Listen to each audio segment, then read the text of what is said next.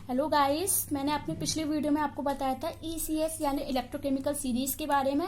उसको लर्न करने की मैंने ट्रिक बताई थी और उसकी कुछ प्रॉपर्टीज बताई थी। तो जब तक आपको ईसीएस अच्छे से लर्न नहीं होगी तब तक आपको आज का टॉपिक जो है एप्लीकेशन ऑफ इलेक्ट्रोकेमिकल सीरीज अच्छे से समझ में नहीं आएगा। तो मैं आपको सजेस्ट करूंगी कि आप पहले मेरे पिछले वीडियो को देखें, जिसमें क्या है मैंने ईसीएस को लर्न करने की ट्रिक बताई है। जब तक आपको ईसीएस लर्न नहीं हो पाएगी तब तक आपको नहीं समझ में आएगा, इसीलिए आप मेरे पिछली वीडियो को देखें, जिसका लिंक मैंने डिस्क्रिप्शन में दे रखा है। तो चलिए चलते हैं एप्लीकेशन की ओर। तो आज की हमारी फर्स्ट एप्लीकेशन है धातुओं को धनायन बनाने की आपेक्षिक प्रवृत्ति का ज्ञान। हम सभी जानते हैं कि मेटल्स क्या करती हैं, मेटल्स धनायन बनाती हैं। ठीक है, तो सपोज दैट हमने दो मेटल्स लिए यहाँ पे ए एंड बी, दोनों ही क्या मेटल है और दोनों ही क्या बनाती हैं, धनायन बनाती हैं। लेकिन इनमें से एक मेटल दूसरी मेटल से फास्ट और इजीली धनायन बनाएगी। उसकी जो प्रवृत्ति, उसका ज्ञान हमें कैसे होगा, उसका ज्ञान हमें ईसीएस से होगा। इसे तो हम आगे स्टडी करेंगे, लेकिन इससे पहले हम ये स्टडी करते हैं कि कुछ मेटल्स जो होती हैं जिनका क्या है, हमने ईसीएस में देखा था, उनका रिडक्शन पोटेंशियल कैसा दे रखा था, पॉजिटिव दे रखा था। यानी कि वो मेटल हाइड्रोजन के सापेक्ष इजीली इलेक्ट्रॉन गेन करती है। सपोज दैट हमारा कॉपर सीयू क्या था, सीयू का जो इलेक्ट्रोड पोटेंशियल यानी कि एसआरपी स्टैंडर्ड रिडक्शन पोटेंशियल कैसा था, पॉजिटिव था। तो ये क्या करेगा, इजीली इलेक्ट्रॉन गेन करेगा, है ना। तो गेन करेगा, इसका मतलब ये धनायन नहीं बनाएगा। तो ये हमें कैसे पता पड़ेगा, तो हम आपको याद होगा मैंने आपको गिब्स फ्री एनर्जी के बारे में बताया था। गिब्स फ्री एनर्जी को क्या बोलते हैं, delta G degree. Delta G degree बराबर क्या होता है, -k(n(f)(e)डिग्री। इसके टर्म्स भी बताई थी कि n इजिकल टू क्या होता है, number of transfer electron, f is equal to क्या होता है, फेराडे कांस्टेंट, और e डिग्री क्या होता है, स्टैंडर्ड इलेक्ट्रोड पोटेंशियल, है ना। तो हम कॉपर की बात करते हैं। कॉपर को हमने सपोज किया, कॉपर इलेक्ट्रॉन लूज करके कैटायन यानी कि धनायन बनाती है। तो कॉपर Cu डबल पॉजिटिव बनाएगा, 2 इलेक्ट्रॉन लूज करेगा, ठीक है। यानी कि रिएक्शन कैसी है, ऑक्सीडेशन रिएक्शन है। तो हमें डेल्टा जी डिग्री की वैल्यू चाहिए। डेल्टा जी डिग्री की वैल्यू अगर नेगेटिव आती है तो इसका मतलब रिएक्शन पॉसिबल होगी। लेकिन अगर डेल्टा जी डिग्री की वैल्यू नेगेटिव नहीं आती, इसका मतलब ये रिएक्शन पॉसिबल नहीं होगी। और इसका मतलब ये भी होगा कि कॉपर जो है धनायन नहीं बनाएगा। तो देखते हैं अब हमें क्या चाहिए। यहाँ पे हमें एन तो पता है, एन इज इक्वल टू क्या है, 2 इलेक्ट्रॉन ट्रांसफर हुए। एफ इज इक्वल टू क्या है, एफ इज इक्वल टू हमें पता है कितना होता है, 96,500 कूलाम, ठीक है। अब हमें ई डिग्री चाहिए। तो कॉपर का जो ई डिग्री हमें कैसे चाहिए, ऑक्सीडेशन वाला चाहिए, है ना। ऑक्सीडेशन वाला चाहिए, हमें नहीं पता, लेकिन रिडक्शन वाला तो हमें पता है। ई डिग्री जो है कॉपर के लिए, यानी कि कॉपर आयन से कॉपर बनने के लिए जो रिडक्शन पोटेंशियल होता है वो हमें पता है। वो हम किससे देखेंगे, ईसीएस से देखेंगे। और इसका जो रिडक्शन पोटेंशियल होता है वो कितना होता है, 0.34 वोल्ट। अब जब हमें रिडक्शन पोटेंशियल पता पड़ गया, अब हमसे ऑक्सीडेशन पोटेंशियल निकालेंगे। वो कैसे, मैंने आपको बताया था कि जो रिडक्शन और ऑक्सीडेशन पोटेंशियल होते हैं उनकी वैल्यू तो एक दूसरे के बराबर होती है, लेकिन जो उसका साइन होता है वो कैसा होता है, अपोजिट होता है। तो इसका रिडक्शन पोटेंशियल यानी कि ई डिग्री ऑफ कॉपर से कॉपर आयन बनने की ऑक्सीडेशन पोटेंशियल कितना होगा, -k(0.34। तो हम डेल्टा जी डिग्री निकालेंगे, डेल्टा जी डिग्री, ओके। तो डेल्टा जी डिग्री माइनस हम पहले लगा देते हैं। एन इज इक्वल टू क्या है, 2, और एफ इज इक्वल टू क्या है, 96,500 कूलाम, और ई इज इक्वल टू क्या है, -k(0.34 वोल्ट। अब हमें कैलकुलेशन करने की जरूरत नहीं है, हम यहाँ पे देख सकते हैं माइनस माइनस प्लस हो जाएगा। इसका मतलब जो जी डिग्री की हमारी यानी कि गिब्स फ्री एनर्जी की जो वैल्यू है वो कैसी है, positive. That means this reaction is not possible. जब ये रिएक्शन पॉसिबल ही नहीं है, इसका मतलब जो कॉपर है सीयू है वो हमारा क्या करेगा, धनायन नहीं बनाएगा।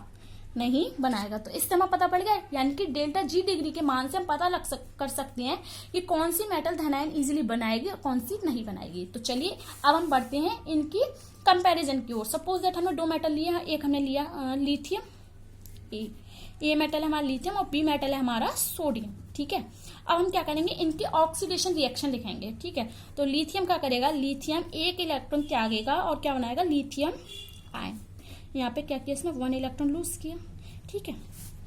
सिमिलरली सोडियम क्या करेगा, सोडियम भी 1 इलेक्ट्रॉन त्यागेगा और क्या बनाएगा, सोडियम आयन, ठीक है। अब इन दोनों कंडीशन में यहाँ पर n बराबर कितना है, 1, और यहाँ पर भी n बराबर कितना है, 1, क्योंकि 1 इलेक्ट्रॉन का ट्रांसफर हुआ है। और क्या चाहिए हमें, और हमें डेल्टा जी डिग्री के लिए f की वैल्यू चाहिए। f की वैल्यू हमें पता है, ठीक है।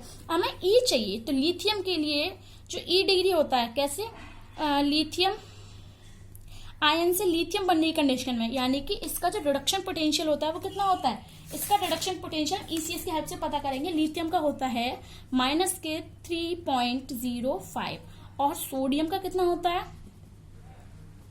सोडियम का होता है ईसीएस में आप लोग जल्दी देख सकते हैं, इसका होता है -2.71। तो डेल्टा जी डिग्री की वैल्यू निकालिए। डेल्टा जी डिग्री फॉर किसके लिए है, लिथियम के लिए, बराबर कितना है, यहाँ पे हम काउंट कर सकते हैं। तो इसका एन हो जाएगा, यहाँ पर माइनस लगा देंगे, n = 1, इसका 96,500 कूलाम और ई डिग्री कितना -3.05। अब यहाँ मैं ई डिग्री किसके लिए निकाला था, हमने रिडक्शन के लिए निकाला था, लेकिन हमें पता है कि यहाँ पे क्या हो रहा है, ऑक्सीडेशन। तो ऑक्सीडेशन के लिए इसका जो पोटेंशियल हो जाएगा वो प्लस में हो जाएगा। दैट मीन्स कितना होगा 3.05। तो हम यहाँ पे माइनस की वैल्यू नहीं रखेंगे, यहाँ पे हम किसकी रखेंगे, प्लस की। तो हम देख सकते हैं यहाँ पे कैसी वैल्यू आएगी, नेगेटिव वैल्यू आएगी। और इसको सॉल्व करने पर इसकी वैल्यू कितनी आएगी, इसको सॉल्व करने पर इसकी वैल्यू नेगेटिव आएगी। तो यहाँ पे हम इतना ही लिख देते हैं 3.05 × 96,500। ठीक है, अब हम किसके लिए सॉल्व करते हैं, अब हम सॉल्व करते हैं सोडियम के लिए। तो सोडियम के लिए हमें सॉल्व करना है, तो हम क्या करेंगे, सबसे पहले यहाँ पे हम सोडियम के लिए कर रहे हैं, तो डेल्टा जी डिग्री n = कितना था, नेगेटिव तो है ही है, प्लस का 1 × 96,000 कितना 500 कूलाम इंटू सोडियम के लिए जो वैल्यू थी उसका हमें क्या करना है, उसका हम पॉजिटिव कन्वर्ट करेंगे, इसका मतलब 2.71। तो ये भी कैसी आएगी, ये भी नेगेटिव आएगी, यानी कि रिएक्शन पॉसिबल है, सोडियम क्या करेगा, धनायन बनाएगा। और हम देख सकते हैं इसकी जो वैल्यू है वो कितनी है, 96,500 × 2.71, यानी कि लिथियम के लिए जो डेल्टा जी डिग्री का मान था वो ज्यादा था, किसके लिए, सोडियम की अपेक्षा ज्यादा नेगेटिव था, सोडियम की अपेक्षा। यहाँ पे ऐसे लिखेंगे, सोडियम के लिए डेल्टा जी डिग्री। इसका मतलब क्या है, जो लिथियम के धनायन बनाने की प्रवृत्ति है वो किससे ज्यादा है, सोडियम से ज्यादा है। आई होप आपको मेरी ये बात अच्छे से समझ में आ गई होगी। इसकी सहायता से हम कोई भी तो मेटल के बीच कंपैरिजन कर सकते हैं। ओके, तो अब चलते हैं दूसरी एप्लीकेशन की ओर। दूसरी एप्लीकेशन हमारी क्या है, ऑक्सीकारक तथा अपचायक पदार्थों का ज्ञान। क्या है second application, oxidising and reducing agent. Okay, तो सबसे पहले हम बात करते हैं कि आखिर ऑक्सीडाइजिंग और रिड्यूसिंग एजेंट होते क्या हैं। ऑक्सीकारक और अपचायक। ऑक्सीकारक क्या होते हैं, यहाँ पे हम लिख देते हैं ऑक्सीकारक। ऑक्सीकारक पदार्थ वे होते हैं जो क्या होते हैं, जो स्वयं रिड्यूस्ड हो जाएं, यानी कि इलेक्ट्रॉन गेन कर लेना। जब कोई एलिमेंट स्वयं रिड्यूस्ड हो जाता है तो वो क्या करता है, दूसरे एलिमेंट का ऑक्सीडेशन। क्योंकि आपको रिडॉक्स रिएक्शन के बारे में पता है। रिडॉक्स रिएक्शन में क्या होता था कि अगर एक एलिमेंट रिड्यूस्ड हो रहा है तो दूसरा एलिमेंट क्या होता था, दूसरा एलिमेंट ऑक्सीडाइज्ड होता था, है ना, ऑक्सीडाइज्ड होता था। इसका मतलब जो रिड्यूसिंग एजेंट है, यानी कि जो एलिमेंट रिड्यूस्ड हो रहा है वो दूसरे एलिमेंट का क्या करेगा, ऑक्सीडेशन करेगा। तो ये क्या हो जाएगा, जो एलिमेंट रिड्यूस्ड हो रहा है वो क्या कहलाएगा, ऑक्सीकारक कहलाएगा। सिमिलरली हम बात करते हैं अपचायक की। अपचायक की हम बात कर रहे हैं, तो अपचायक क्या होगा, अपचायक वे एलिमेंट होंगे जो स्वयं क्या होंगे, स्वयं ऑक्सीडाइज्ड होंगे, ऑक्सीडाइज्ड, यानी कि जो एलिमेंट इलेक्ट्रॉन लूज करेंगे वो क्या हो जाएंगे, वो ऑक्सीडाइज्ड हो जाएंगे और दूसरे एलिमेंट को वो अपचयन करेंगे, इसलिए वो क्या कहलाएंगे, अपचायक कहलाएंगे। सपोज दैट हम यहाँ पे एक रिएक्शन लेते हैं, हम पीछे सेल्स पढ़ के आए हैं तो उन्हीं में से हम एक रिएक्शन लेते हैं। यहाँ पे हमने लिया जिंक, ये सॉल्यूट, और कॉपर आयन, ये कैसी एक्वस फॉर्म में है, और यहाँ पे रिएक्ट करके क्या बनाते हैं, जिंक आयन प्लस कॉपर और ये सॉलिड। ठीक है, तो अब हम क्या करते हैं, अब हम इस रिएक्शन को पार्शियली ब्रेक कर लेते हैं। सपोज दैट हमने ये लिया जिंक, ये है हमारा सॉलिड, और इसने क्या किया, इसने 2 इलेक्ट्रॉन हमारे लूज किए और ये क्या बना लिया इसने, जिंक आयन। ठीक है, तो इस कंडीशन में हम ये देखेंगे यहाँ पे क्या है, ये रिएक्शन पॉसिबल है या नहीं, पहले तो हम ये चेक करेंगे। तो इसके लिए हम क्या करेंगे, हम डेल्टा जी डिग्री की वैल्यू निकालेंगे। डेल्टा जी डिग्री हमने निकाला, डेल्टा जी डिग्री बराबर क्या होता है, -k NF E डिग्री। है ना। तो एन की वैल्यू यहाँ पे कितनी है, एन की वैल्यू है यहाँ पे 2, एफ कितना है 96,500 कूलम, और ई डिग्री हम देखेंगे यहाँ पे क्या है, ऑक्सीडाइजिंग यानी कि ऑक्सीडेशन रिएक्शन है। और इसका रिडक्शन पोटेंशियल तो हमें पता होगा, जिंक का रिडक्शन पोटेंशियल हम किसमें देखेंगे, जल्दी से देखिए आपका ईसीएस में। तो जिंक का रिडक्शन पोटेंशियल होता है -0.76, तो यहाँ पे -0.76, लेकिन ये तो रिडक्शन पोटेंशियल है, इसको ऑक्सीडेशन में कन्वर्ट करने के लिए हम क्या करेंगे, माइनस को प्लस में लगा लेंगे और 0.76। तो इसकी जो वैल्यू है वो कैसी आएगी, नेगेटिव आएगी। इसका मतलब ये रिएक्शन कैसी है, पॉसिबल है ना। जब ये रिएक्शन पॉसिबल है यानी कि जिंक का यहाँ पे क्या हो रहा है, जिंक का ऑक्सीडेशन, जब जिंक का ऑक्सीडेशन हो रहा है इसका मतलब ये क्या है कि जिंक जो होगा वो क्या होगा, अपचायक, जिंक अपचायक होगा, ठीक है। और जब जिंक अपचायक होगा तो कॉपर क्या होगा, कॉपर ऑक्सीकारक होगा। ये मैंने आपको रिडॉक्स रिएक्शन के माध्यम से बता दिया है। अगर आप चाहें तो कॉपर के अलग से जी डिग्री निकाल सकते हैं और फिर हम देख सकते हैं कि ये रिएक्शन पॉसिबल है या नहीं, उसके बेस पे हम बता सकते हैं। जिंक कॉपर क्या होगा, कॉपर ऑक्सीकारक होगा, ठीक है। तो ऐसे हम किसी भी रिएक्शन पता कर सकते हैं कि कौन सा एलिमेंट ऑक्सीकारक है, कौन सा एलिमेंट अपचायक। और आप वैसे भी देख सकते हैं यहाँ पे जिंक क्या है, जिंक इलेक्ट्रॉन लूज कर रहा है, तो इसका मतलब इसका ऑक्सीडेशन हो रहा है। जब जिंक का ऑक्सीडेशन हो रहा है तो ये कैसा होगा, अपचायक होगा, ओके। सिमिलरली कॉपर क्या कर रहा है, कॉपर इलेक्ट्रॉन गेन कर रहा है, क्योंकि कॉपर आयन से कॉपर में कन्वर्ट हो रहा है, कॉपर एटम में। इसका मतलब क्या है, इसका रिडक्शन हो रहा है, जिसका मतलब है कि ये क्या होगा, ये ऑक्सीकारक होगा, ओके। तो चलिए अब चलते हैं अगली एप्लीकेशन की ओर। अगली एप्लीकेशन हमारी क्या है, अगली एप्लीकेशन है हमारी, अगली एप्लीकेशन हम 3rd नंबर डालते हैं। 3rd नंबर में हमारा धातु आयनों का विस्थापन, डिस्प्लेसमेंट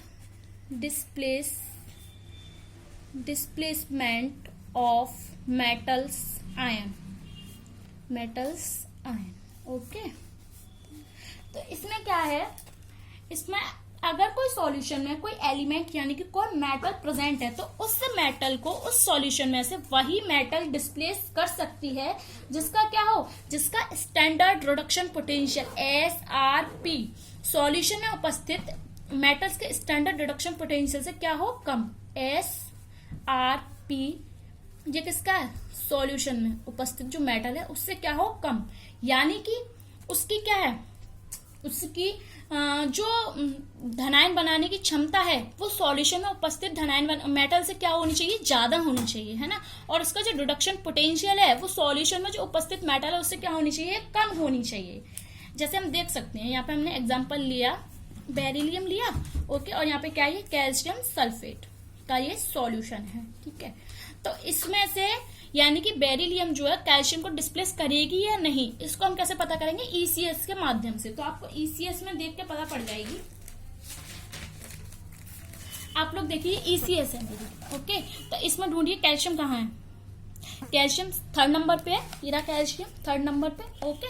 3rd नंबर पे ये, इससे ऊपर क्या है, बेरिलियम, यानी कि जो बेरिलियम का स्टैंडर्ड रिडक्शन पोटेंशियल है वो क्या है, इससे कैल्शियम से ज्यादा नेगेटिव है ना, ज्यादा नेगेटिव है। यानी कि इसकी जो धनायन बनाने की प्रवृत्ति है बेरिलियम की वो क्या है, कैल्शियम से ज्यादा होगी। जब कैल्शियम से ज्यादा होगी इसका मतलब ये डिस्प्लेस कर देगा कैल्शियम को। तो ये रिएक्शन कैसे हो जाएगी, ये रिएक्शन हो जाएगी हमारी, हम लिख सकते हैं इसको, यहाँ पे लिखते हैं barium sulphate BaSO4 plus calcium, ठीक है। ये रिएक्शन हमारी पॉसिबल है। इसका मतलब हम कह सकते हैं कि ECS में स्थित प्रत्येक मेटल अपने से नीचे स्थान रखने वाली मेटल को उसके सॉल्यूशन में से डिस्प्लेस कर सकती है। इंपॉर्टेंट है ये, आप याद रखें, हमेशा कर सकती है, एग्जाम में भी पूछ लेते हैं, ओके। हम और एक एग्जांपल ले सकते हैं। सपोज दैट हमने लिया, यहाँ पे हमने लिया लिथियम, ठीक है, और यहाँ पे जो विलयन है वो किसका है, NaCl, नमक का सॉल्यूशन है। अब हमें पता है कि जो लिथियम है वो सोडियम से ऊपर प्रेजेंट है, यानी कि जो इसका SRP स्टैंडर्ड रिडक्शन पोटेंशियल है वो सोडियम से ज्यादा नेगेटिव है, इसका मतलब इसकी धनायन बनाने की प्रवृत्ति क्या होगी, सोडियम से ज्यादा होगी। दैट मीन्स ये क्या करेगा, सोडियम को डिस्प्लेस कर देगा। तो क्या बनाएगा, LiCl लिथियम क्लोराइड प्लस यहाँ पे क्या निकल जाएगा, ये सोडियम, है ना। आपको अच्छे से समझ में आ गया होगा। ओके, तो अब हम चलते हैं नेक्स्ट एप्लीकेशन की ओर। नेक्स्ट एप्लीकेशन हमारी क्या है, फोर्थ नंबर है हमारा डिस्प्लेसमेंट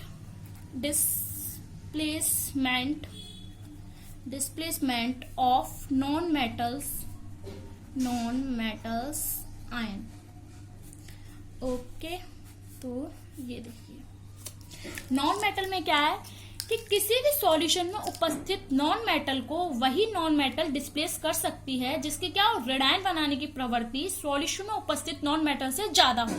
इसी की तरह यानी कि हमारी थर्ड एप्लीकेशन की तरह हम क्या कर सकते हैं कि किसी यानी कि कोई भी मेटल, यहाँ पे हमने लिया ए मेटल और ये हमारा कोई सॉल्यूशन है, प्लस यहाँ पे हम रिएक्शन कर सकते हैं, प्लस हमारा सॉल्यूशन है यहाँ पे BX, है ना। तो BX सॉल्यूशन में से B को वही डिस्प्लेस कर पाएगी जिसका क्या हो, SRP, यानी कि इसका SRP जो सॉल्यूशन में उपस्थित नॉन मेटल है उसके SRP से क्या होना चाहिए, ज्यादा होना चाहिए। तो हम लिख सकते हैं SRP of A greater than SRP of V, SRP of V। इसी कंडीशन में क्या होगा, A जो नॉन मेटल है B नॉन मेटल को डिस्प्लेस कर पाएगा। सपोज दैट हम कोई भी मेटल ले लेते हैं, हमने लिया कोई भी एग्जांपल ले लीजिए आप, कोई भी एग्जांपल, जैसे हम ECS में देख लेते हैं, ECS की सहायता से हम कोई भी एग्जांपल ले सकते हैं, जैसे H2 प्लस S सल्फर, ठीक है। तो ये H2S मिलकर बन गया, H2S है, ठीक है, H2S सल्फर है। सल्फर क्या है, एक नॉन मेटल है। अब हम क्या करेंगे, इसी में कोई और, जैसे हम ले लेते हैं नॉन मेटल, कोई भी नॉन मेटल हमने ले लिया, सल्फर के आगे कौन सा होता है, Cl ले लेते हैं। Cl हम देखेंगे सल्फर से ऊपर है या नीचे, यदि Cl सल्फर से नीचे है तो क्या करेगी, सल्फर को डिस्प्लेस कर देगी और क्या बना लेगी, HCl बना लेगी और सल्फर को अलग निकाल देगी। यदि क्या है, क्लोरीन जो है सल्फर से ऊपर है तो ये डिस्प्लेस नहीं कर पाएगी, ठीक है। आई होप आपको ये समझ में आई होगी। तो चलिए अब चलते हैं नेक्स्ट एप्लीकेशन की ओर। नेक्स्ट एप्लीकेशन में हमारा क्या है, नेक्स्ट एप्लीकेशन हमारी इजी है, इसमें कोई हेडिंग नहीं है। तो नेक्स्ट एप्लीकेशन में है कि ECS में हाइड्रोजन से ऊपर स्थान रखने वाली धातुएं, ECS में H2 से ऊपर वाली धातुएं, ऊपर वाली मेटल्स डाइल्यूट एसिड से रिएक्ट करके हाइड्रोजन देती हैं, जबकि ध्यान से सुनिए, जबकि H2 से नीचे वाली मेटल्स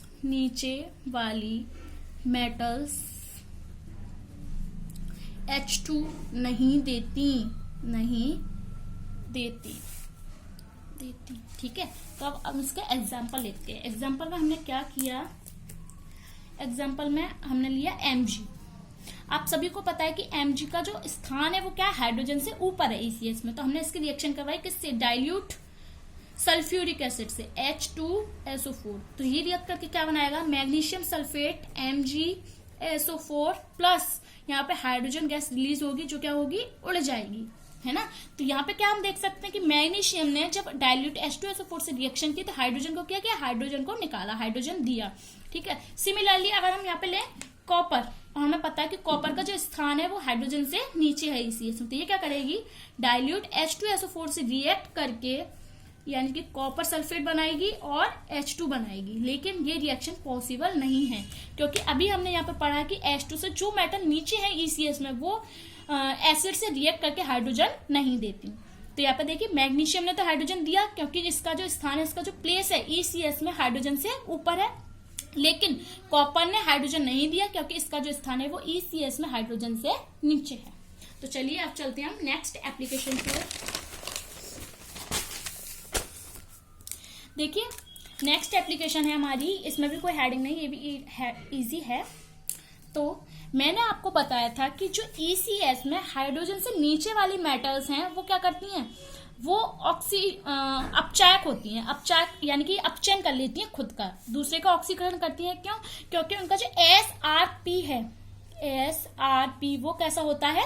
पॉजिटिव होता है। इसका मतलब वो रिड्यूस्ड हो जाती हैं, है ना। जब रिड्यूस्ड हो रही है तो इसका मतलब उनका अपचयन हो रहा है। और आपको याद हो जब मैंने इसकी इलेक्ट्रोकेमिस्ट्री की स्टार्टिंग की थी, जब मैंने क्या किया था, ऑक्सीडेशन रिडक्शन में डिफरेंशिएट्स क्रिएट किए थे, तो मैंने आपको बताया था कि अपचयन में क्या होता है, अपचयन में ऑक्सीजन का O2 का क्या होता है? निष्कासन यानी कि ऑक्सीजन से वियोग होता है और हाइड्रोजन का क्या होता है? योग होता है। ठीक है। अब देखिए ECS में जो H2 से ऊपर की धातु हैं, ऊपर की धातु वो क्या है? धनायन बनाने की प्रवृत्ति रखती हैं, यानी कि उनका क्या होता है? ऑक्सीडेशन हो जाता है। जब उनका ऑक्सीडेशन होता है तो उनकी ऑक्सीजन के प्रति बंधुता कैसी होगी? बंधुता ज्यादा होगी। That means we can say कि जो हाइड्रोजन से ऊपर वाली धातु वो ऑक्सीजन से क्या करेंगी? ऑक्सीजन से योग करना चाहेंगी, वियोग नहीं, क्योंकि इनकी जो ऑक्सीजन के प्रति क्या एफिशिएंसी है, सहयोग करने की क्षमता है, वो क्या है? उससे ज्यादा है। तो यहाँ पे क्या होगा? हम रिएक्शन के तौर पे देख सकते हैं कि जिंक प्लस ऑक्सीजन, ठीक है। तो यहाँ पे क्या बन जाएगा? Zinc oxide. जिंक जो है वो क्या है? ECS में हाइड्रोजन से ऊपर है, इसलिए जिंक जो है ऑक्सीजन से योग कर रहा है, योग करके क्या बना रहा है? Zinc oxide. ये रिएक्शन बिल्कुल सही है।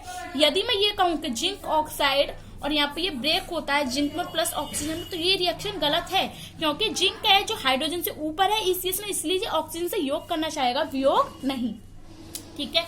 इसी तरह हम समझ सकते हैं कि जो नॉन मेटल यानी कि जो ECS में H2 से यानी कि हाइड्रोजन से नीचे वाली मेटल है, नीचे वाली मेटल वो क्या करेंगी? नीचे वाली मेटल वो ऑक्सीजन से वियोग करना चाहेंगी, योग नहीं। ऑक्सीजन से O2 से वियोग करना चाहेंगी, योग नहीं। ठीक है। हम इसे देख सकते हैं। हमने एग्जांपल लिया कॉपर का। हम जानते हैं कि कॉपर क्या करती है? कॉपर हाइड्रोजन से नीचे स्थित है ECS में, तो कॉपर ऑक्साइड को हमने ब्रेक किया किसमें? कॉपर में प्लस ऑक्सीजन में। तो यहाँ पर हमने बैलेंस किया, तो ये रिएक्शन कैसी है? पॉसिबल, क्योंकि यहाँ पर वियोग हो रहा है। अगर मैं इसे ऐसे लिखूं Cu प्लस O2 और यहाँ पे मैं लिखूं CuO, तो यहाँ पे भी ट्वाइस कर दे रहा हूँ, यहाँ पे भी ट्वाइस, तो ये रिएक्शन पॉसिबल नहीं है। क्यों? क्योंकि मैंने आपको अभी बताया कि जो Cu है वो ECS में हाइड्रोजन से नीचे है, और जो मेटल हाइड्रोजन से नीचे है वो ऑक्सीजन से योग नहीं करना चाहती, वो क्या करेगी? ऑक्सीजन से वियोग करेगी, क्योंकि उनकी जो ऑक्सीजन के प्रति क्षमता है और जो बंधुता है वो क्या होती है? बहुत ही ज्यादा कम होती है। तो चलिए अब हम बात करते हैं सेल अभिक्रिया की। अगली जो एप्लीकेशन है इसकी वो क्या है? सेल अभिक्रिया। सेल अभिक्रिया में मुक्त ऊर्जा की गणना, यानी कि हम यहाँ पे लिख सकते हैं फ्री एनर्जी। इस एप्लीकेशन में हम किसके बारे में बात करेंगे? फ्री एनर्जी के बारे में। और दूसरे रूप में कह सकते हैं गिब्स फ्री एनर्जी के बारे में। गिब्स फ्री एनर्जी यानी कि जो एनर्जी हम कार्य करने में यूज करते हैं उसी को हम गिब्स फ्री एनर्जी बोलते हैं। तो गिब्स फ्री एनर्जी को निकालने के लिए मैं आपको सीधे सीधे फॉर्मूला बताया था कि डेल्टा G डिग्री बराबर -K NFE डिग्री। यही तो फॉर्मूला मैंने बताया था। Where N is equal to क्या है? N is equal to number of transfer electron, है ना, number of transfer electron.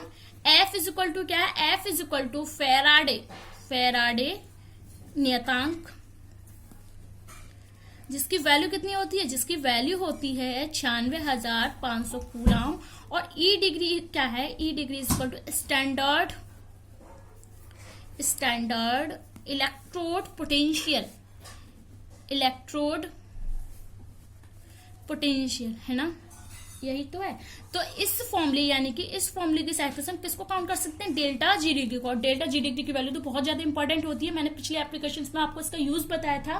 Okay, तो अब हम चलते हैं नेक्स्ट एप्लीकेशन और लास्ट एप्लीकेशन की ओर। हमारी लास्ट एप्लीकेशन क्या है? जो भी नंबर है इसका 9। Comparison of chemical reactivity, comparison of chemical reactivity of metals. Okay, देखिए कंपैरिजन, मेटल्स क्या करती हैं, मेटल्स धनायन बनाने की प्रवृत्ति रखती हैं, और धनायन बनाने की प्रवृत्ति को जो कंपैरिजन है वो मैं आपको फर्स्ट वीडियो में बता चुकी हूँ, है ना। फर्स्ट वीडियो में मैंने आपको अच्छे से बताया, आई होप आपको वही समझ में आ गया होगा।